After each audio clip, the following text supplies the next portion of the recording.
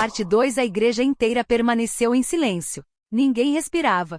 A menina segurava o ursinho contra o peito enquanto olhava fixamente para Rafael. Seus olhos estavam vermelhos de tanto chorar. Você prometeu. Ela repetiu com a voz tremendo. Você disse que nunca ia abandonar a gente. Igual todo mundo fez. Olhei para Rafael esperando uma explicação. Qualquer explicação. Mas ele parecia incapaz de dizer uma única palavra. Meu pai caminhou até mim. Laura, vem comigo. Eu apenas balancei a cabeça. Não. Sem desviar os olhos do homem que eu estava prestes a chamar de marido, perguntei. Quem é essa menina? Rafael respirou fundo. Pela primeira vez desde que o conheci vi medo em seu rosto. Não era o medo de ser descoberto.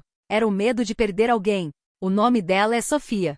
A menina enxugou as lágrimas. Você conhece meu nome. Então por que fingiu que eu não existo? Meu coração parecia querer sair pela boca. Todos os convidados observavam em absoluto silêncio. Foi então que uma mulher entrou correndo na igreja. Ela estava ofegante. Os cabelos presos às pressas. Assim que viu Sofia, ajoelhou e a abraçou. Meu Deus! Eu procurei você por toda parte. Depois levantou os olhos para Rafael. Os dois trocaram um olhar estranho. Não havia raiva. Nem vergonha. Havia tristeza. Muita tristeza. A mulher respirou fundo. Me desculpem. Ela olhou para mim. A culpa disso tudo é minha. A igreja inteira começou a murmurar. Eu já não conseguia entender mais nada. Quem é você? Ela respondeu quase chorando. Meu nome é Mariana. Há 9 anos eu estava grávida quando meu marido morreu em um acidente. Fiquei completamente sem rumo. Entrei em depressão. Perdi o emprego. Perdi minha casa. Perdi a vontade de viver. Olhei para Rafael.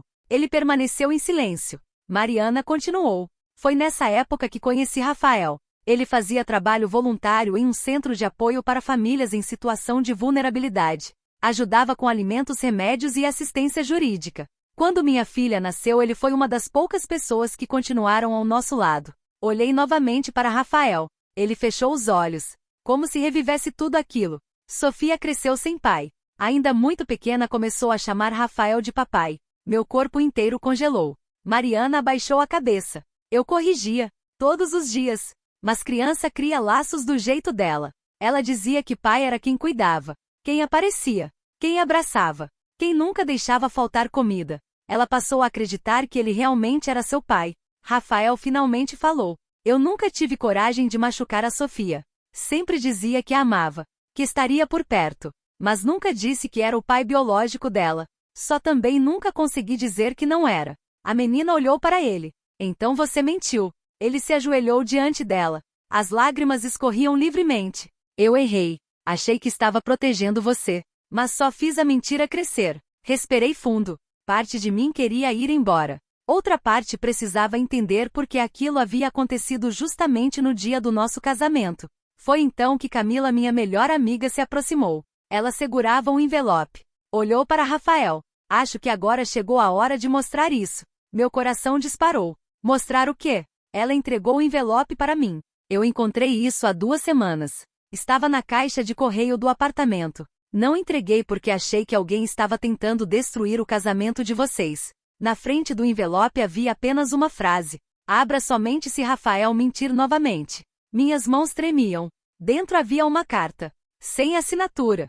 Junto dela havia vários documentos. Comecei a ler. Quanto mais eu lia, mais confusa eu ficava. Olhei imediatamente para Rafael. Isso é verdade. Ele respondeu sem hesitar. Mariana começou a chorar antes mesmo que eu terminasse de ler. Naquele instante toda a igreja descobriu um segredo que ninguém imaginava. Rafael nunca havia escondido apenas a história de Sofia.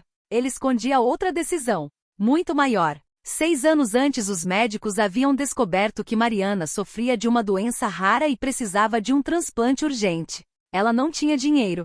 Não tinha parentes compatíveis. Nem esperança. Foi Rafael quem vendeu praticamente tudo o que possuía para pagar parte do tratamento enquanto buscavam um doador. Depois passou meses acompanhando consultas, pagando aluguel e sustentando mãe e filha em segredo.